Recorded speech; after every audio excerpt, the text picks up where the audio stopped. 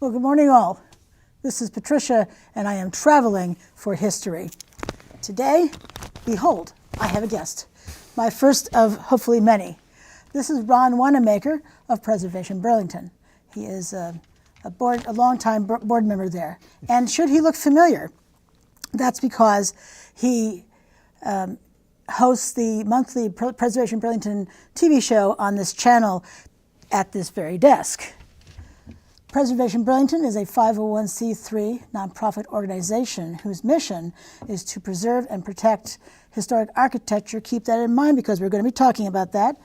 And the livability of our neighborhoods through education and advocacy. In fact, the building we're going to be talking about, which is the building formerly known as the Cathedral of the Immaculate Conception in Burlington, Vermont. Preservation Burlington has been spearheading the trying to save it from demolition. So Ron, welcome to my show. It's really great to have you here. Appreciate you coming on. Hi Patricia, it's great to be here. I will note that you dumped that other TV show on me because you had been the host for a long time and you still memorized the intro, which I can't after all these years. So. But you have that thing that they put on the camera. I cheat and I have a cue card, yeah. So that's good. You've got a lot going on. It works, thanks. Yeah.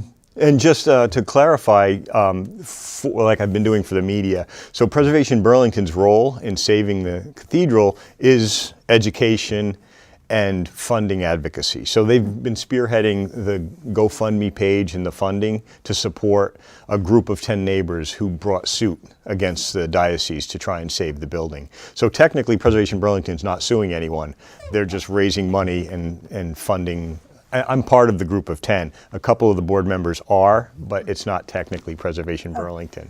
So thanks for the correction. Well, it wasn't because they are spearheading the effort, but mostly through education, which we've been linking our website to a group website that was created to save 20 Pine Street. Yeah, just to raise awareness. Oh, here it is. It's up on the link here up on the screen, a modernist landmark in Burlington, Vermont. So you can see there's a whole bunch of links. These are all letters of support from architects who are related to the architects originally involved. Just all over the place. DeComo, which is always trying to save important architecture. Yeah, and it links to there's a beautiful picture of the interior of the stained glass. And Dan Urban Kiley, Edward Larrabee Barnes were the primary architects, both modernists. Barnes designed the building. Dan Kiley, a Vermonter from Charlotte, who's world-renowned, designed the landscape. Yeah, and then the glass artists were famous and are famous. Some of them are still alive. It's just an amazing building and an amazing urban landscape in Burlington. That's why I feel so passionate about it. Well, it's hard also, because last time in March I was talking about the greenscape, the green space rather. How it's one of only two downtown, City Hall Park. Which is mostly paved over now. As I understand it, I haven't been there in quite a long time. Yep. I mean, I kind of feel that way, especially. There's a great aerial photograph somewhere that I've shared on Facebook and other things where you see the city there and it's just all concrete and glass with this chunk of green space in the middle, And like you said, I mean, this is an era of sustainability and we're trying to put oxygen into the atmosphere.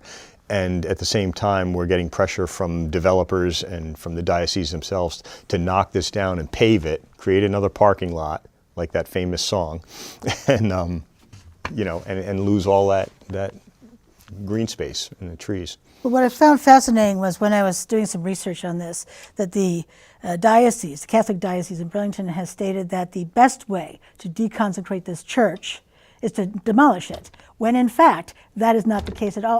All the bishop needs to do is decree, nope, not a church anymore. That's all he has to say, and that's in Roman Catholic liturgy. Yeah. A lot of our Catholic board members agree with what you just said, and frankly, the church was desanctified 4 years ago, and all the objects and the altar and everything have been removed. So there's nothing of religious significance within the building anymore. And Winooski's going through a similar plight with the St. Stephen's. Yeah, the marble church. But they stopped. That's on the National Register. That's on the National Register. It's older, obviously. Yeah. So it's easier to consider historic, but the pressure to demolish it is still there. They're still in court over it. I think Preservation Trust of Vermont is helping guide that effort. Oh my gosh. I know, and so the concern in my speaking with people higher up in preservation organizations and myself is that if we do allow the diocese to set this precedent that the only way to deconsecrate a religious building is to demolish it, that opens the floodgates to demolish all the historic buildings that are related to a church some way or another, and not consider any other adaptive reuse. We just, it takes local control out of everybody's hands, and it puts all these historic buildings at risk. But we were talking before the show started about the zoning law. That I found out about that last week when I did some quick research. And when I saw that, I was just about ready to tear my hair out, that religious buildings are exempt from zoning laws. Yes, that's it. So, yeah. So we were talking about that. So can you give a brief reason? Sure. I mean, that is? I think the state statute is, I should have this memorized as well, but I think it's VSA 244413.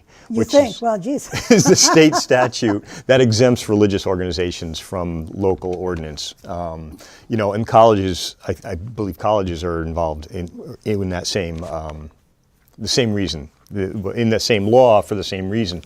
And I think originally, probably a long time ago, when they created these laws to exempt religious organizations and churches from being influenced or being discriminated against by local communities, right? They might not want a mosque in their neighborhood, so they'll just zone against it, But if enough Muslim people are in a community and they want to have a mosque and build a mosque on a piece of land, the thought is they should be protected from the ordinance. And I can still see validity to that, but the flip side, and one of our original arguments was that the Establishment Clause in the Constitution says that no law shall establish preferential treatment over one group versus another. And then that statute violates that constitutional amendment. So you're creating preferential treatment for a religious organization. And again, I can kind of understand that. If 20 Pine Street was still being used as a church or for any church purposes, then I would have less of a valid argument.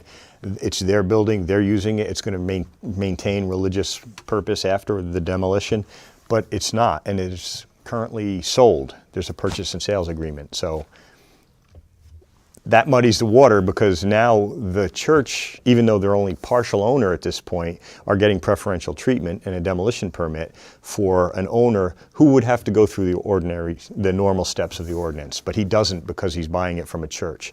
That muddies the waters. Now, in Burlington, as I recall, there is finally, probably the last 10 years, so if a building owner doesn't care for the building, it can't be demolished because it wasn't cared for. Right. Right. Demolition by neglect. Yeah, demolition by neglect. Now, it's been my experience filming all around the state, different churches that are on the National Register, that they are in disrepair. A paint job is the least of their problems, especially the Catholic churches all over the place, because none of them can afford to maintain their buildings. So I'm willing to bet there's some structural issues with the cathedral. That may not be true, but that's been what I have seen. So since the church has been neglecting their building, but they're not allowed to demolish it for that reason, is that an argument that could be used in court? Has it been used in court? It hasn't yet. Part of the problem, and I'll say you would think that's true based on anecdotal evidence all over the state, but 20 Pine Street is not that old. It's not 50, yeah. It's not quite 50 years yet. Yeah, 40. Yep. 44. Yeah, the other church that was on that site burned in 1972, so 77 till now. That was built in 1977. So as we know, It was like the brutalist architecture down the road, the church down the street. That's all concrete. They used really hardy materials at the time, especially in the modernist movement. You know, less so for residential stuff maybe, but that building is all high quality brick, glazed ceramic tile, concrete, metal roof, copper roof. It's really well built. So the neglect now is they threw a fence up, people jumped the fence, and it's getting tagged and getting painted all over the. But it still falls to the diocese. If they are still the owner of the building, and the 7 Days article I had read had said they were the owner. Mm-hmm. So even as a partial owner, aren't they still responsible to maintain the property? Absolutely. That's a really touchy subject. We can have a whole nother show about demolition by neglect and how the city does it themselves. You know, Memorial Auditorium is this glaring example. You know, it's expensive to maintain buildings, especially historic buildings. You know, and we have to. I feel like as a community, we have to say that we have to agree that we're either going to do that or we're not. But if we care about, you know, City Hall, if we care about Memorial Auditorium, which may be too late, then we need to make sure that we have the funds to care for these buildings, not for us, but for the next generation, you know. So back to the diocese, yeah, as they're responsible, you know, but they'll just claim, well, we put a fence up. If people jump the fence and paint the windows, you know, what can we do about that? You know, I don't think that really flies, because people are going to jump the fence. Mm-hmm. Is that not? I mean, if they really want people to jump the fence needs to be taller. What is it, 6 feet tall? A little razor wire. Now we start getting into some minefield on the other side. Right. I don't know. It's just we're hoping that. I mean, it's really the final stage of our argument. We've been through a federal court case. We've been through the environmental court of the Vermont Supreme Court, and then we've appealed to the Supreme Court of Vermont. You have? Yeah. So, I mean, we're just trying to, we didn't get the discovery that we had asked for, which would have proven our point. You know, basically our lawyers have spelled everything out. You know, the building, as it stands, as an analogy, is a pile of sticks. The diocese owns this pile of sticks, and they've sold it and signed an agreement with another person, an entity. So that person owns half the pile of sticks. So we can't, and the development review board should not look at that pile of sticks as any kind of sacred thing anymore. You know, it's just, it feels to me, because we've been making the argument for quite some time, that it's just common sense. You know, the building isn't a church. It's owned by a church partially. It's owned by someone else partially. They can't get preferential treatment. They can't just blanket get a demolition permit with no plans for replacement. You know. But do we know who the other owner is? Well, that was part of our request and discovery, and we weren't. The church claims that it's something that corporations use, you know, that it's a business secret. You're saying a corporate shield? It's a business secret, and business secret. And the judge agreed that it wasn't pertinent to our argument, but it's really our total argument, you know, who the purchaser is, you know. Well, it's what is it? It's what is it? 5 acres? No, 8.5. Whatever it is, it's a lot of acres downtown anyway, of prime real estate. Yeah. 8.5 million. That was the listing price. Yeah. So, so I can imagine something big, concrete, expensive, ugly, that will not last for 50 years. Right. Is going to be built there. Yep. Back to the planned obsolescence, right? You know, that we see that everywhere. I mean, they knocked the high school down. They're knocking down the VFW. Admittedly, they can create more housing on that footprint. Where's the VFW? Oh, is that Winooski or? Oh, yes. I think it's on Winooski there. So there's a lot of things being built, and you're right. A lot of it is quick, and you know, if I'd say quick and shoddy construction, but it's definitely planned obsolescence. We're 60 years old. We're knocking buildings down.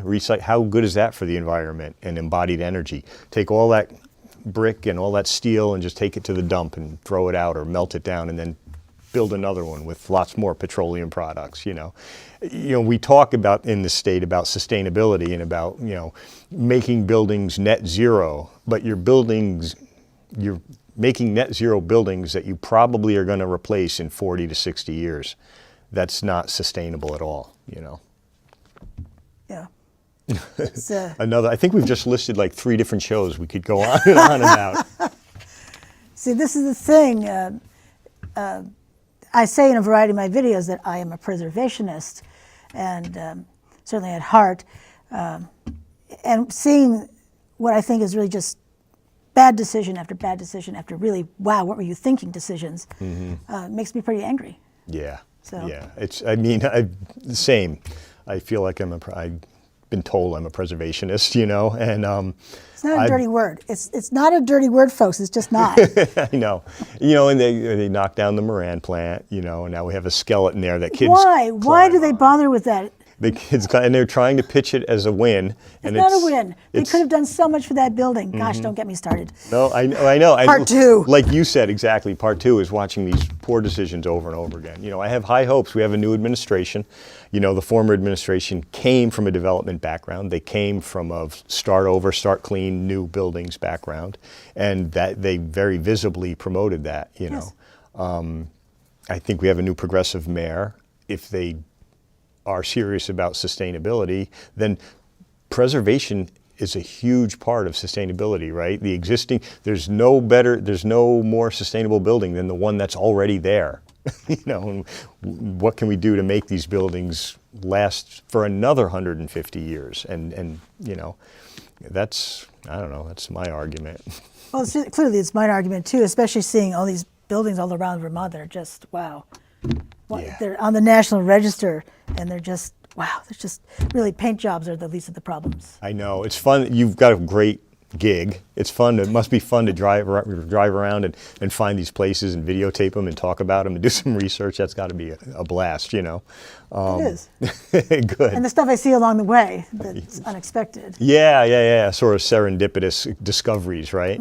But paint, you've mentioned paint a couple of times, you know, and Colonial Williamsburg has done a bunch of studies, and you need to paint every 5 to 7 years to maintain the paint finish. And if you keep them painted, water doesn't get in, they don't rot. You know, when you see the paint failing and then the glazing failing on the windows, and then the wood starts to get compromised, that's the beginning. And then get one little hole in the roof. You know, give it 15 years and the roof will collapse or something. You know, it's a shame. Mothball it. That's another topic we can talk about. Mothballing historic buildings. If we're not going to use them, like Memorial, we got $6 million, I think, or not 8. I think it was $6 million to mothball Memorial Auditorium. We've used a fraction of that.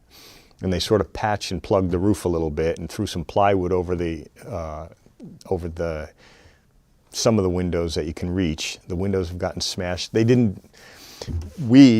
Because we live in Burlington, you know, had not done enough to protect that building, even if we're not going to use it, you know. And again, that's a whole other question for the new administration and an argument for preservation, you know. Demolition by neglect. We didn't secure the building from the elements, and it's only gotten worse, you know. Which is a no-duh thing. If you don't protect it, it's, yeah. Wow. Wow. What can we talk about that's fun? What's the most recent, like, fun building you've come across? Well, nothing. I haven't been filming much here. When I was on vacation in Arizona, and I saw Ruby, Arizona, which is a ghost town.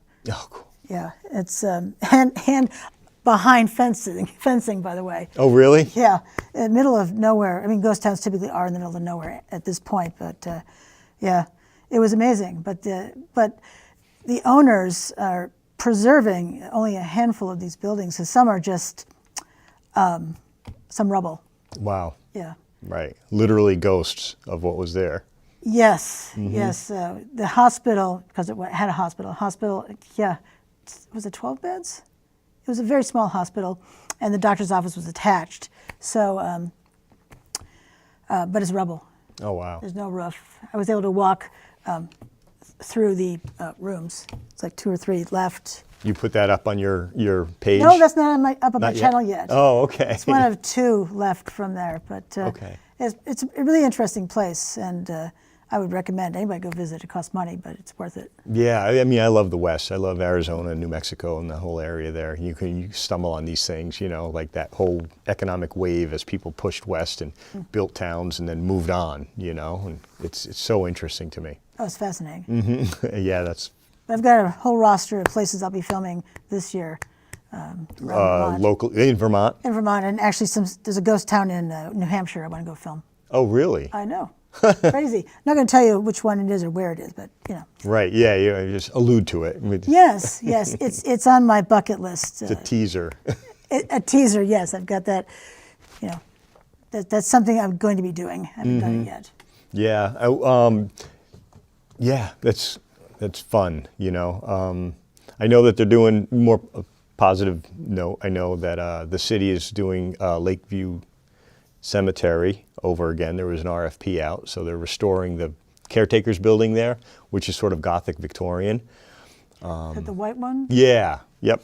So and that's moving right along. So they're gonna, they're gonna do some adaptive reuse inside, so create offices and a conference space like exists, and then a caretaker's apartment above. Wow. That they'll be able to generate income and have somebody on site watching over the cemetery, and that includes the chapel and painting all the trim and taking care of the doors and the window trim all around the chapel. I know it's a stone building; they last a pretty good long time, but the wooden elements need to be painted every 5 to 7 years, they're probably well beyond that at this point, you know. No doubt, but they did do work. Well, God, that was so long ago, 15 years maybe now. They redid the inside. Yep. Yeah, that's right. Yeah. And now they're doing some electrical work inside too. Okay. So that's part of a different grant project. So, yeah, there's a lot of passionate people out there that are preservationists. You know, Dana Carlisle, Preservation Burlington's got a couple of walking tours, and there's the state. All over the state, they've issued a whole bunch of these historic markers, the bronze ones, and Burlington's getting 2 of them up on Battery Street. So we're going to have the opportunity to have an unveiling and a talk and then maybe a neighborhood walk about the glass company that was up there. That was a TV show we did a couple of months back where Diana Carlisle came on and talked about her research. She came back to Burlington after moving away. She grew up here and came back to be closer to her mom, and then went to graduate school, and back in the day did her thesis on this glass company. And now Frederick Smith was the president of that. Yep. So we'll be getting a plaque about that soon. Very cool. That's fantastic. And then people can learn more. You're right. And see, like the first, they talk about Lakeside Terrace coming up again as worker housing, existing worker housing. And then, but the first worker housing was in that neighborhood up there, for the glass company. It lasted, I forget what she said, 80 years, I think, or somewhere between 40 and 80 years. I can't remember exactly. Because glass was such a difficult thing to manufacture, apparently. And then we had a lot of competition sending glass here from Europe, and it just kept moving. You'd burn up all the trees to make the glass, and then you have to move the glass factory. So interesting stuff. It is, and that's what's great about history. Hopefully we can learn from history. That's kind of the point, that we're supposed to learn from history. Right. Back to the cathedral. Let's not, you go all over Vermont, but you go into bars everywhere and they have old-timey pictures of what the town used to look like. We love that. Yes. But when we physically have it right in front of us, we don't take the effort to save it. I don't want to go into whatever gets built there and have a pretty picture of what the cathedral was, the historic building that it is, And again, it's not 50 years old, but the architect is internationally renowned. The landscape architect is internationally renowned. I mean, you can see right there the glazed brick and tile, and That's the green parts. Yeah, the green part and those arched windows. It's people. I was in West Palm Beach, and there's a Dan Kiley landscape in the center of downtown West Palm Beach that faces the water, and we have one, and we're about to bulldoze it. I can't believe it. Hopefully we'll learn from the past, and we'll have a reprieve on this one. Yeah. Yes, it's crazy, but you should come back, though. We should talk about something else, because there's always something to talk about. Exactly, anytime. I mean, we just made a short list of about 4 or 5 things. Oh yeah, this whole mothballing thing, I had never heard of mothballing. No. So. Yeah, it's not the ideal solution, but it's better than letting it demo by neglect. Especially the city, which should be leading the way and Right. what you're supposed to do with the building. Sure. You have laws on the books, and you're telling people they have to obey those laws, but you yourself are not obeying those laws. Exactly. You know, it's a little hypocritical. Yes, yes. But we'll see. It's a new dawn. So, quickly, since we're near the end, is Preservation Burlington always looking for volunteers? Oh, constantly, yes. Thanks for bringing that up. Absolutely. Yeah. No, we are always looking for volunteers or interested board members. We had 2 new folks come on recently because of both education and advocacy. The homes tour is gearing up right now. We've got all our homes. I can't talk about it yet. It'll be on our show next month. A date for the homes tour? Yeah, I think it's June 8th, I believe. We just had the banner up last week. I think it's June 8th. It's on a Saturday as usual. Saturday? Sunday? I'm on the It's committee. usually on a Saturday. Yeah, it's usually on a Saturday. Right, because then we all breathe easy on Sundays, you know. But yeah, here's our website. So people can go there and see everything that's going on. Yeah, and we're always looking for volunteers. So up near resources and about, you know, there's a link to say, hey, I'm interested in volunteering. And we're happy to have people come on board. And it's kind of interesting so I was interested in Preservation Burlington. I was invited to join a committee, and from the committee, I became a board member. As a board member, I became president of the board, and then I took over the TV show. And you know how it's always interesting how that works out, but it's still really great. That's how we get our hooks in you. You bring them in. Next thing you know, you'll be on the TV show. You'll be president. You never know what you're going to do. Yeah, we always tell everybody, if you miss 2 meetings, we make you president. Damn, that's what I did wrong. That was the blueprint. Yep. Alrighty, well, this is Patricia, and I'm traveling for history. I really want to thank Ron Wanamaker of Preservation Burlington coming on the show today. And until I see you again, I hope you have a fabulous rest of your day. Thanks for watching. Bye now.